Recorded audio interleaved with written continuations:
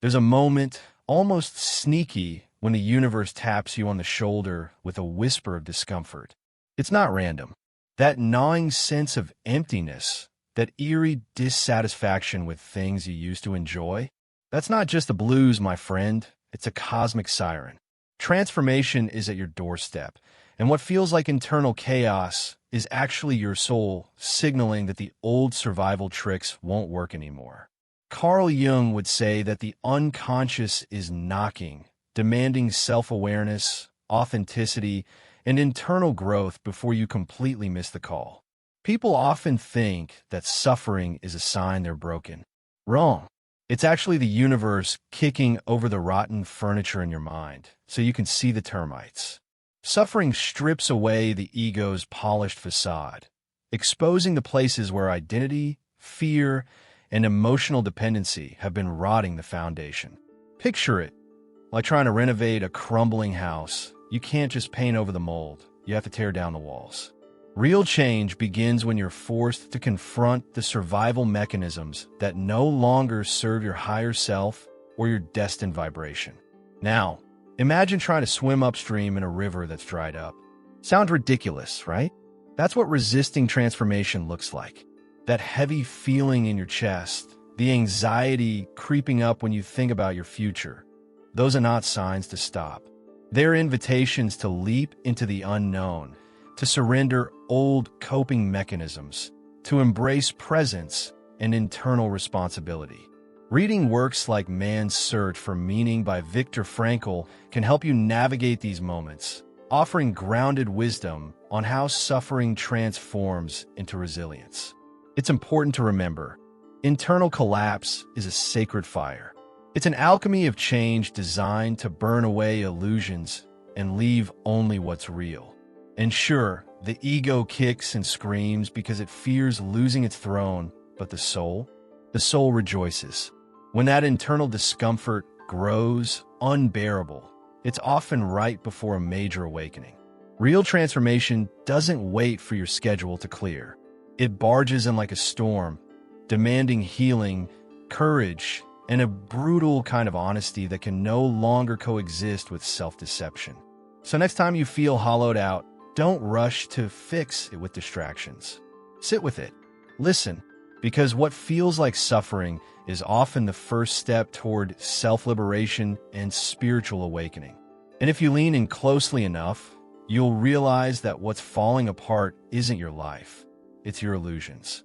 That collapse, it's making space for something much bigger, something that chaos itself is preparing you for. Chaos as a language for soul transformation. When life pulls the rug out from under you, betrayal, job loss, illness, it's easy to think the universe has it out for you. But hold up, that chaos? It's the soul's native language for awakening. Carl Jung once pointed out that the unconscious doesn't send polite emails. It uses emotional earthquakes. That breakup, that unexpected failure, that wild twist of fate isn't a punishment. It's the universe shaking you awake, pulling you out of your comfortable, numbing routines, and demanding your transformation, authenticity, and a raw confrontation with your higher self. Think about it. A forest fire looks like pure destruction until you realize it clears space for new life to grow. In the same way, chaos burns through the dense underbrush of outdated identities and emotional dependencies. It clears away the toxic patterns your ego clings to, offering the chance for internal growth and resilience. The suffering you feel isn't proof you're cursed. It's evidence you're being reshaped. Reading something like The Untethered Soul by Michael A.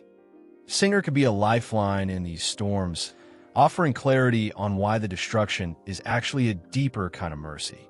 Now, here's where it gets wild. The more you resist, the more brutal the chaos feels. It's not because the universe is cruel. It's because resistance creates friction. Surrender, on the other hand, transforms chaos into a leap of faith, opening the door to conscious decision-making and healing. The ego sees chaos as an attack. The soul sees it as freedom from survival-based illusions. That's why truly resilient people aren't those who avoid chaos. They're the ones who dance with it, read its signals, and let it change them from the inside out.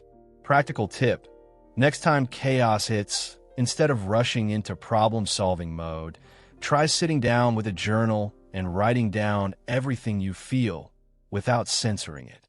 Ask yourself, if this is not punishment, what is it preparing me for? Reflect on how every major transformation in your life has required you to survive some degree of chaos. That simple act of presence turns suffering into self-awareness, self-awareness into action, and action into spiritual awakening. And when you start seeing chaos this way, a funny thing happens. You stop being so terrified of it. You realize that every breakdown is secretly a setup for a breakthrough. But of course, that realization brings its own bittersweet challenge, because once you glimpse the truth, you can never unsee it. And the next step the universe demands? Oh, it's even deeper. The death of the old self and the birth of authenticity. Transformation demands a funeral, the death of who you thought you were. It's brutal, sure, but it's the only way authenticity can take root.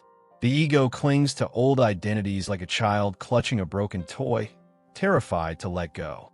But the universe, oh, it's not sentimental. It cares more about your evolution than your comfort. Carl Jung understood that true awakening requires dismantling the survival personas built to appease fear, emotional dependency, and outdated notions of identity. It's not pretty, but it's necessary for real self-awareness. Let's be real. Letting go of the old self feels like losing your skin. All the familiar roles, good daughter, ambitious professional, perfect friend, begin to feel like costumes that itch and suffocate. And when you try to cling tighter, life responds with more pressure. Health issues, career stagnation, relationships crumbling. All signs of the universe is shouting, time's up. You can't pour new wine into old skins, and you can't build an authentic life on a foundation of self-deception. It's terrifying, but man, it's also wildly liberating. One practical way to support this death and rebirth process: audit your life. Literally, sit down and list the roles you play, the masks you wear, and ask yourself, who would I be without these? It's uncomfortable, sure, but it's also the gateway to transformation. Books like The Courage to be Disliked by Ichiro Kashimi can help dismantle the false narratives you inherited from society, family, and even your own past decisions. And remember, the goal isn't to find a new costume. It's to stand naked in your truth without apology. Here's the catch that no one tells you. This phase feels like floating in space without a tether. You're not the old you anymore, but the new you hasn't fully formed. Welcome to the void. It's scary, but it's sacred too, because in that space of nothingness, the soul finally has room to breathe, to whisper its desires, and to guide you toward an identity aligned with your true vibration and higher self. If you listen closely, you'll realize the universe isn't abandoning you.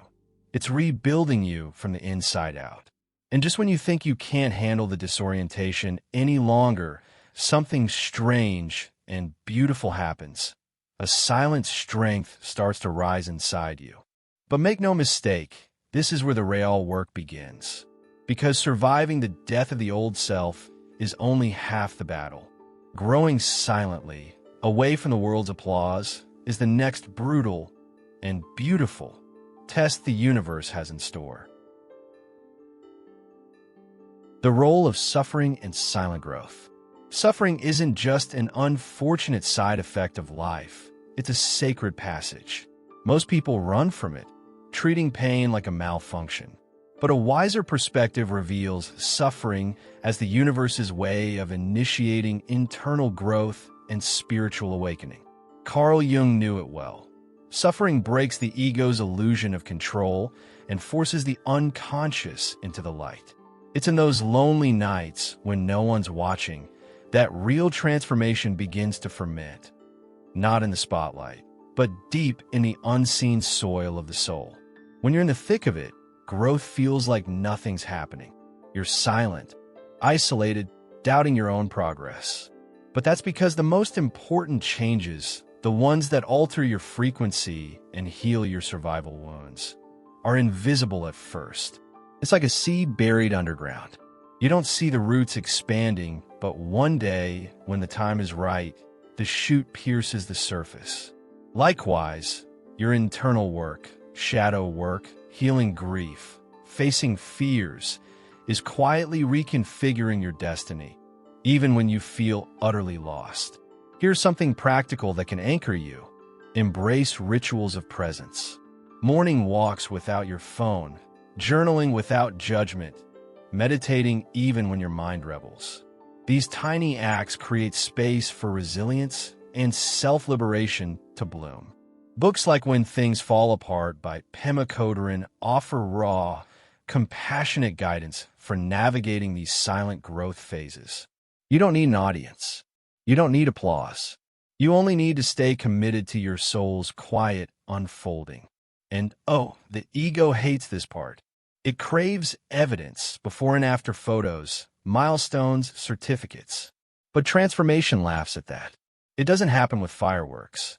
It happens in the quiet decisions you make when no one's looking. Choosing authenticity over emotional dependency. Choosing responsibility over fear. Choosing healing over self-deception. Every silent victory is a recalibration of your vibration, a step closer to embodying your higher self without external permission or validation. The funny part? When the visible results finally show up, they seem sudden to everyone else. But you'll know the truth. The real work was done when no one believed in you, not even yourself. And just as you begin to settle into the rhythm of silent growth, life tosses you another curveball. Test designed not to punish you, but to see if you're truly ready for what you claim to desire. Tests as mirrors of internal readiness. Life doesn't hand you dreams on a silver platter. It tests you first. Every obstacle, every coincidence, every unexpected betrayal is a mirror, showing you exactly where your unconscious patterns still rule. Carl Jung emphasized that until you make the unconscious conscious, it will direct your life, and you'll call it fate. These tests aren't designed to crush you. They exist to reveal where fear, emotional dependency, and self-deception still lurk beneath your polished surface. It's brutal, but it's brilliant. Imagine you're asking the universe for freedom, but deep down, you're terrified of standing alone. Guess what shows up? A relationship that tempts you to betray yourself for approval. Boom. Test delivered. Your reaction reveals your true vibration, your real level of self-awareness. Not your affirmations, not your vision board. This is why internal growth can't be faked. It either stands firm in the chaos, or it crumbles. Practical reminder. Next time life triggers you, ask, what belief is this exposing? One effective tool? Keep a trigger journal. Seriously, every time something rattles you, jealousy, rejection, criticism, write it down. Then dig into it. What story does this trigger feed? Is it fear of abandonment? Fear of failure? Fear of success? Understanding these patterns transforms emotional reactions into opportunities for shadow work, self-liberation, and real consciousness expansion. It's messy work, but it's where authentic resilience and true healing are forged. The wild irony? The tests never stop. As you evolve, they evolve too. Early on, it might be minor annoyances. Later, it's major life decisions. But don't get it twisted. This isn't a sadistic game. It's a sacred training ground. Each challenge strengthens your frequency, hones your authenticity, and aligns your external life with your internal truth. That's how you embody transformation, not by talking about change, but by proving it under fire. And just when you think you've nailed it, that you've outsmarted the tests, the universe has one last trick up its sleeve. It pulls back the veil even further, revealing hidden aspects of yourself you didn't even know existed. And that's when the real shadow work begins. The shadow and the revelation of hidden self. The real monsters don't live under your bed. They live inside your unconscious. Carl Jung called it the shadow, the parts of yourself you deny, repress, and pretend aren't there. Life's trials aren't manufacturing your flaws. They're just shining a spotlight on what was already hidden. When chaos erupts, and you find yourself defensive, jealous, clingy, or afraid, it's not because you're becoming that way. It's because the mask is slipping, and your hidden self is finally clawing its way into your awareness. Think of it like this. Life is constantly handing you mirrors, but most people smash them instead of looking inside. Emotional dependency, self-deception, need for external validation. All those things rear their heads when pressure is applied. It's not pretty, and it sure as hell isn't comfortable, but it's gold for transformation.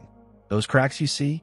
They're invitations to real shadow work, to heal the unconscious wounds that have secretly shaped your destiny and vibration all along. Here's something you could do today. Pick one trigger you experienced this week, something that embarrassed, angered, or hurt you. Now, instead of rationalizing it or blaming someone else, ask yourself, what part of me needed this mirror?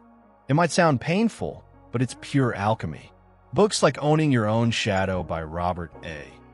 Johnson give incredible insight into how facing these dark parts leads to actual self-awareness, authenticity, and emotional resilience that no external force can touch. The trap most fall into is thinking they can outgrow the shadow by ignoring it. Big mistake. Suppression only strengthens it. True healing, real transformation, happens when you integrate the shadow, not deny it. When you recognize that your fear, your anger, even your manipulation are survival mechanisms that once served you, you reclaim your power. You stop being at war with yourself and start wielding that raw, untamed energy for your highest good and deepest spiritual awakening. And here's the punchline the universe always saves for last. Right when you think you've seen everything there is to see inside yourself, it challenges you to leap anyway, to step into the unknown carrying both your light and your shadow. And that leap? Oh, it's a doozy.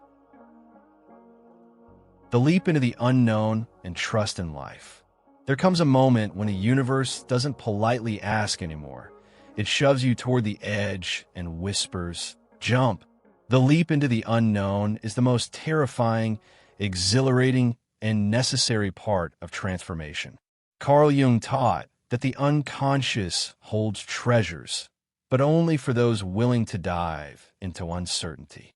Trusting life at that moment isn't naive, it's wisdom. It's understanding that your higher self already knows the way, even if your ego is screaming bloody murder about survival, safety, and certainty. Most people stall here. They wait for signs, for guarantees, for neon lights flashing, safe to proceed. But the catch is, clarity doesn't come before the leap. It comes after. True self-liberation happens midair, when you've already surrendered the old identity, but haven't yet landed in the new. That's why it's called a leap of faith, not a cautious step of calculated certainty. And ironically, the longer you wait for perfect readiness, the more life will keep serving you heavier catalysts and deeper suffering. Want a practical example? Think about someone stuck in a dead-end job, dreaming of starting a business. They read all the books, take all the courses, but never actually launch. They're waiting for more certainty. But growth demands decision. It demands action despite fear. Even small leaps matter. Publishing that blog post, reaching out to a mentor, enrolling in that scary class. Books like Feel the Fear and Do It Anyway by Susan Jeffers are perfect companions for building courage muscle during this free fall. There's a funny law of the universe. It rewards motion, not intention. You don't become resilient by thinking about resilience. You become resilient by throwing yourself into the unknown and learning you won't die. Every time you leap without a guarantee, you raise your frequency, align more closely with your soul, and declare to the universe, I'm ready for change, not just dreaming about it. Presence, trust, and surrender become your tools for navigating the invisible. And once you've proven that trust in life isn't just a nice idea, but a lived reality, something radical starts to unfold. The personal cycles that used to trap you, those endless loops of fear, failure, and self-sabotage, begin to break open. Breaking personal cycles through awareness. Ever feel like you're stuck in a cosmic version of Groundhog Day? Same heartbreaks, same failures, same emotional black holes? That's not bad luck. That's unconscious programming on repeat. Carl Jung nailed it when he said, until you make the unconscious conscious, it will direct your life and you will call it fate. Breaking personal cycles isn't about working harder. It's about seeing deeper. It's about developing ruthless self-awareness and using that awareness to finally snap the invisible chains of emotional dependency, fear, and self-deception. Imagine a hamster running furiously on a wheel, convinced he's making progress. That's most people. Without awareness, we repeat relationships that mirror our wounds, sabotage opportunities aligned with our destiny, and live inside the frequency of our old trauma loops. Awareness is the secret crowbar that can pry open those cycles. It shines a spotlight on patterns that once operated in darkness, offering a radical chance for spiritual awakening, internal growth, and self-liberation. Here's a practical way to start. Map your patterns. Literally, write down the last 3 times you felt abandoned, betrayed, or stuck. What common thread runs through them? It could be a fear of speaking your truth, emotional dependency, or rescuing others at the expense of yourself. Books like The Mountain Is You by Brianna Wiest offer incredible exercises for digging into these loops. Awareness without blame is key. You're not bad. You're not broken. You're just repeating until you choose differently. The beauty of awareness is that it doesn't require perfection. You don't have to heal overnight. You just have to interrupt the pattern once, consciously.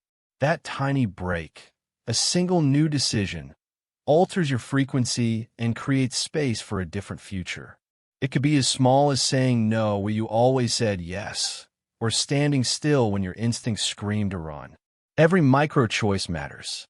Each conscious act becomes a rebellion against unconscious survival mode. And once you realize you actually have the power to break cycles, a whole new fear creeps in. Because if you can change your patterns, you can change your destiny.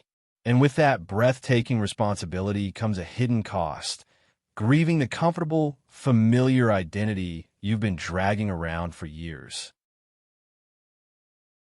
The grief of identity and the price of awakening.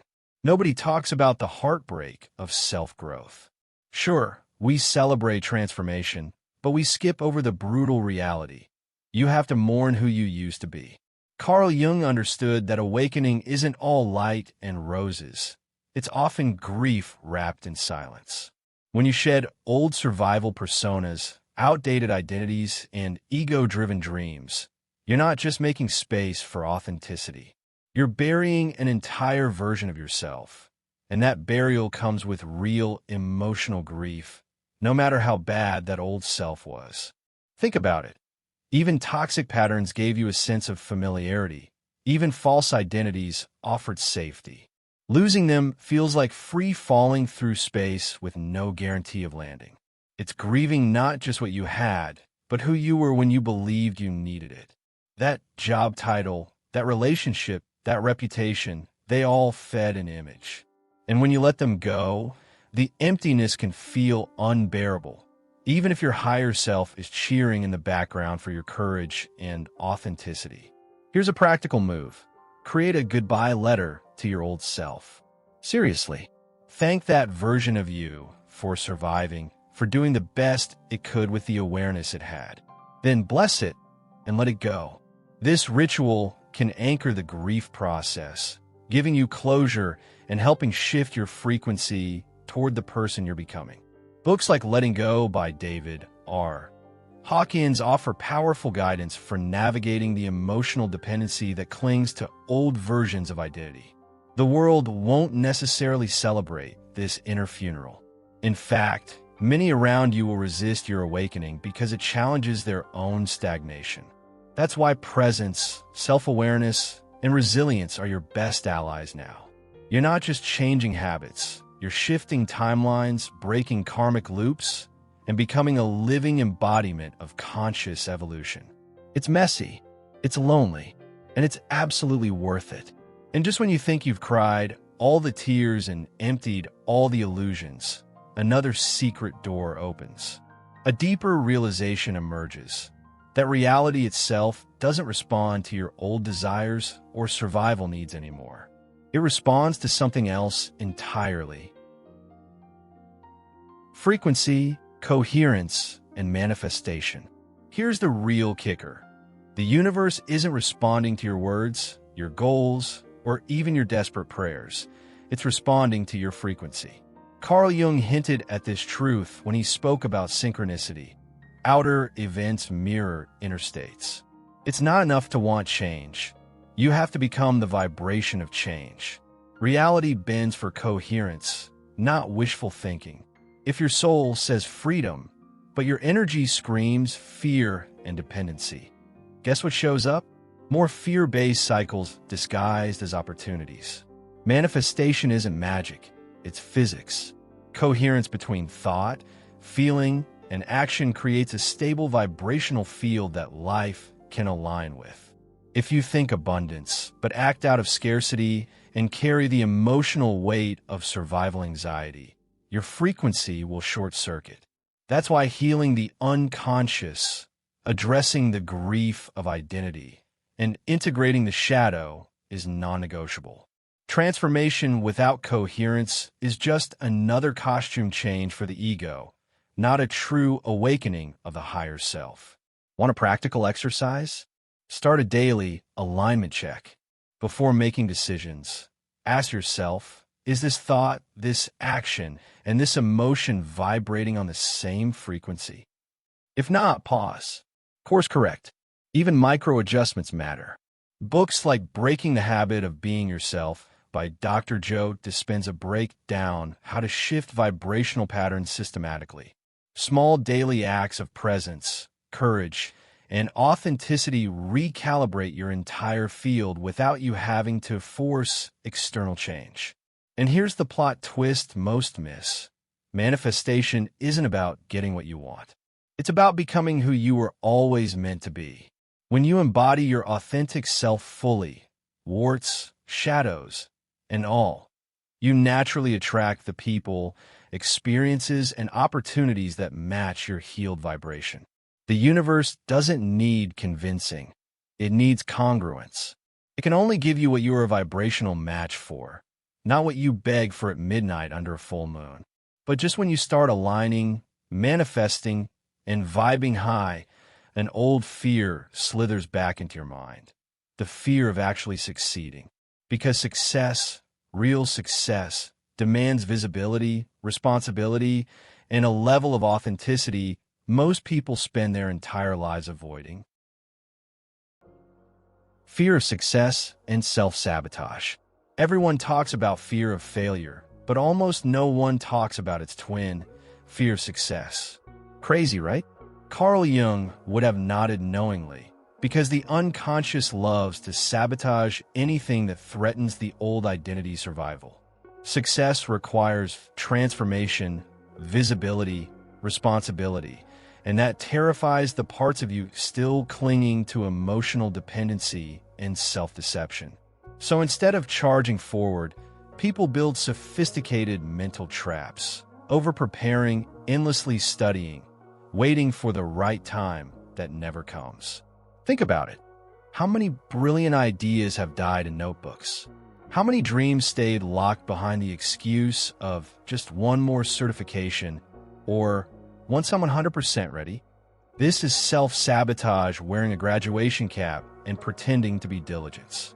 Real transformation demands decision-making even when you're trembling.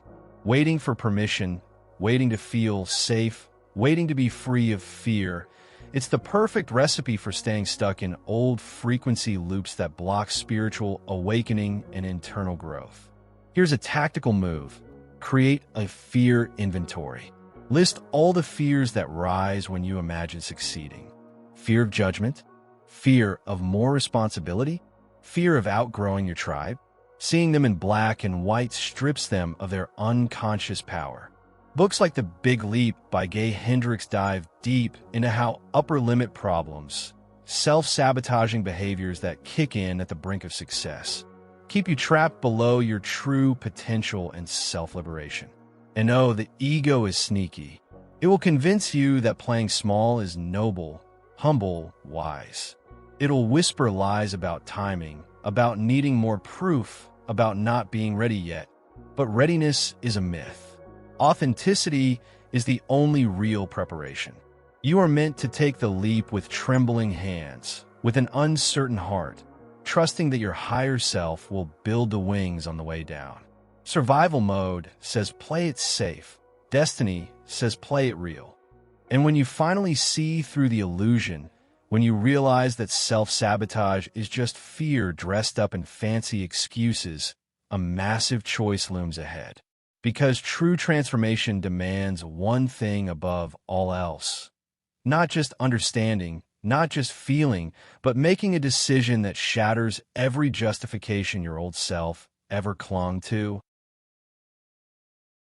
Final challenge. Decision over justification. At some point, life corners you. No more loopholes, no more spiritual sidestepping. Carl Jung knew this moment well. The crossroads where you either evolve or repeat.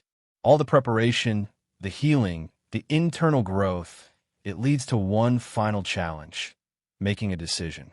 Not talking about it, not meditating on it, not journaling endlessly about it. Actually choosing. Choosing authenticity over fear, choosing your higher self over your survival ego, choosing transformation without asking the old you for permission. Justification is the ego's favorite drug. It'll spin endless tales. I need more time. I need more money. I need more confidence. But the truth? You don't need more of anything. You need to move. Decision breaks the spell of self-deception.